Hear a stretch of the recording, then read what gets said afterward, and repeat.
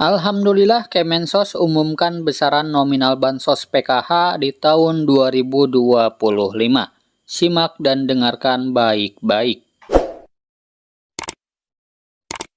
Namun perlu saya sampaikan di awal, sudah ada arahan dari Presiden agar dalam waktu yang tidak terlalu lama sudah bisa disusun satu data tunggal terpadu yang penanggung jawabnya adalah BPS dan Bappenas. Data yang kita miliki sudah kita kirim ke BPS untuk diproses dan distandarisasi, nanti hasilnya akan dikembalikan kepada Kementerian Sosial.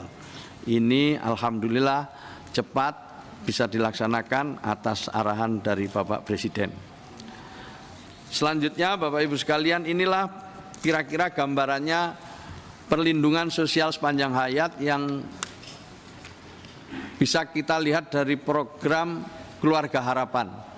Ini adalah program jangkarnya Kementerian Sosial, di mana program ini menyasar 10 juta KK. 10 juta KK dengan tidak kurang dari 34.000 pendamping seluruh Indonesia.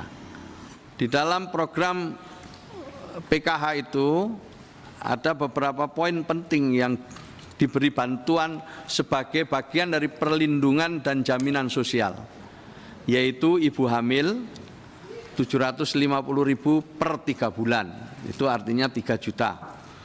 Kalau kemudian dia punya bayi usianya 0 sampai 11 bulan, untuk kepentingan ASI eksklusif, vitamin, pemeriksaan kesehatan, maka dia nanti juga mendapatkan 750.000 rupiah per 3 bulan, jadi 3 juta setahun.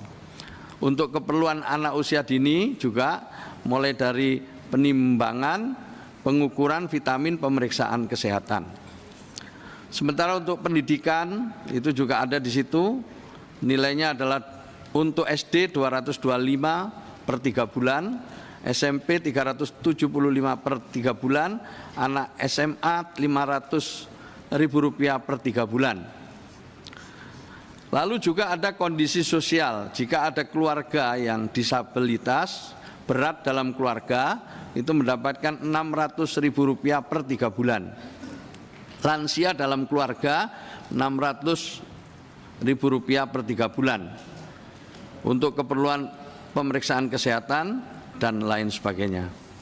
Ini gambaran program utama dari Kementerian Sosial. Bapak Ibu sekalian, ini yang ingin saya laporkan sebagai bagian dari pelaksanaan program di Kementerian Sosial. Ada bisnis proses perlindungan atau bisnis proses perlindungan sosial sepanjang hayat yang tadi sudah saya sampaikan di depan. Kira-kira seperti ini bagannya, paling kiri itu adalah data, jadi kita akan bekerja berdasarkan data Pak Wahid. Datanya dipastikan dulu dan insya Allah nanti datanya data yang jauh lebih valid ya, dan sudah menjadi data tunggal yang akan menjadi referensi bagi seluruh kementerian dan lembaga, termasuk juga pemerintah daerah. Itu bagannya seperti itu paling kiri, kemudian nanti intervensinya di sebelah kanan. Intervensi pertamanya adalah tentu perlindungan dan jaminan sosial. Mulai dari perlindungan inklusif, perlindungan adaptif, bantuan dan jaminan sosial yang lain seperti kesehatannya terjamin, pendidikan terjamin, dan pangan terjamin. Setelah itu kemudian nanti pada yang paling kanan itu adalah program-program pemberdayaan. Lanjut, inilah gambaran awal yang mungkin nanti bisa kita diskusikan lebih jauh Bapak Ibu sekalian tentang pelaksanaan program di Kementerian Sosial di tahun 2025 khususnya ini. Jadi berdasarkan data yang ada, sementara ini data yang ada dulu. Data yang ada di DTKS sekarang ini adalah 48,9% dari seluruh penduduk Indonesia atau 136.677 dan seterusnya itu jiwa. Dari situ menurut BPS penduduk miskin itu adalah 9,03% atau setara dengan 25,22 juta jiwa. 25,22 juta jiwa. Sementara kemiskinan atau miskin ekstrim itu 0,83%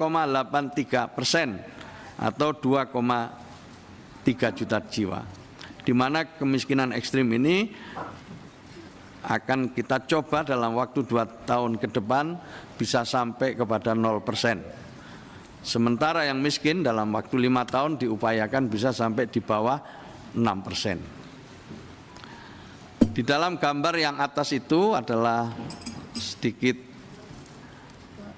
informasi tentang proses data tunggal, di mana setiap kementerian lembaga yang memiliki data diserahkan kepada BPS, nanti oleh BPS distandarisasi, lalu nanti dimanfaatkan untuk program-program setiap kementerian. Mudah-mudahan Bapak Ibu sekalian dengan data yang lebih valid ini, maka